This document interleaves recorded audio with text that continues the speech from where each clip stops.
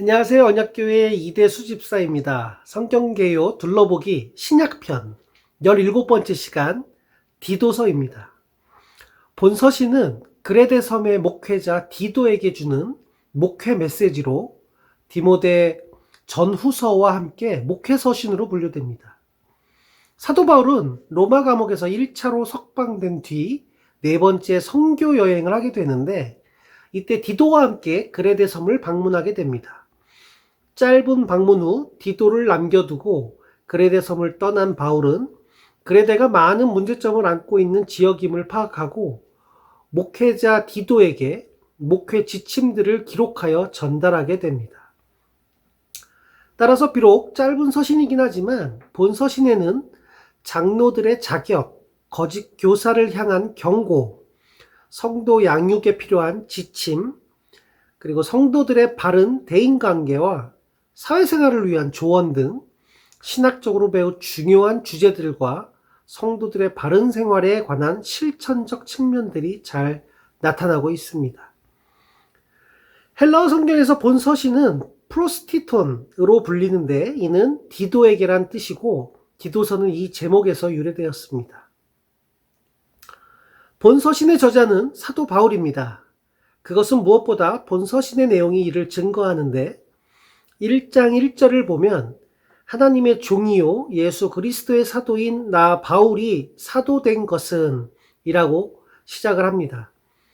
또 사상적 흐름도 바울의 다른 서신들과 유사한 데다 초대 교부들 역시 전통적으로 본 서신을 바울 저작으로 보고 있습니다.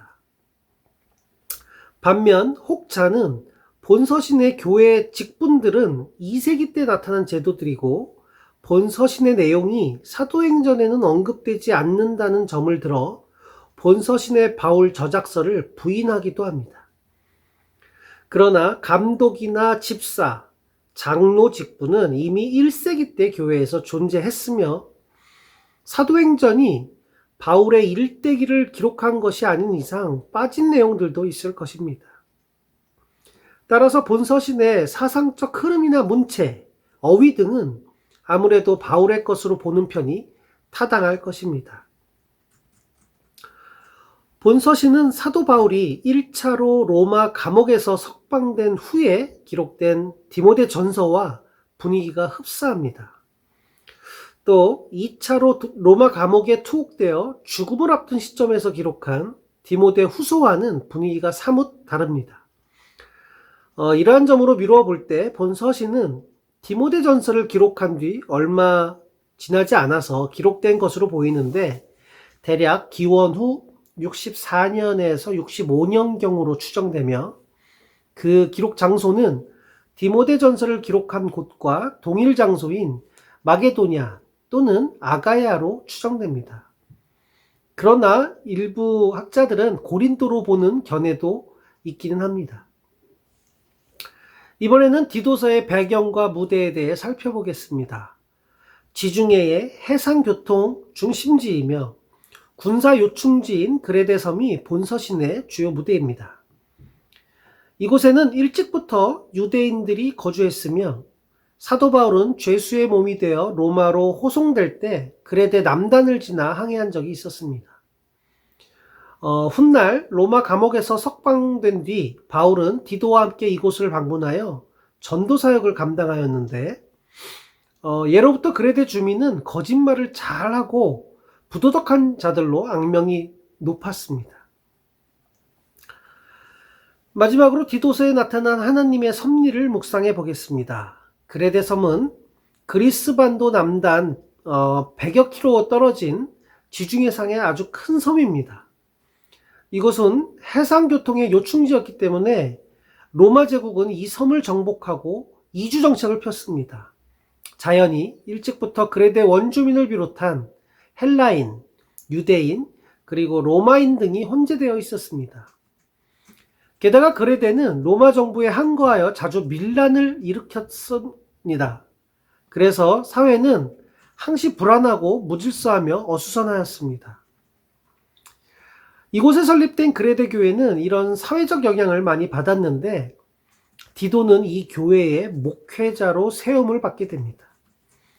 그래서 바울은 교회 조직과 행정에 필요한 지침들을 통해 디도가 교회를 바르게 다스리기를 원하였습니다.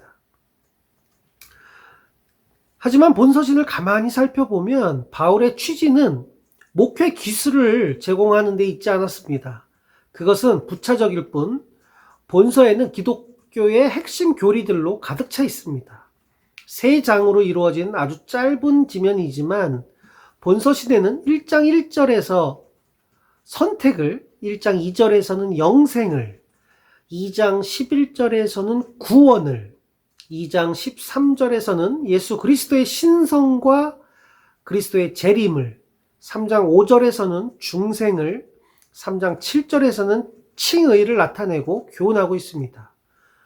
직분도 중요하고 교회를 조직하는 기술도 필요하고 교회를 다스리는 능력도 중요하지만 이보다 더 우선되는 것은 교회의 본질, 곧 교회의 머리 대신 그리스도와 그분의 구속사역을 분명하게 깨닫고 믿는 그 믿음인 것입니다. 목회는 바로 이러한 기초 위에서 이루어져야 한다는 사실을 바울은 본 서신을 통해 분명하게 교훈하고 있는 것입니다. 우리 역시 디도서의 교훈을 절대 잊어서는 안 될 것입니다. 할렐루야, 아멘.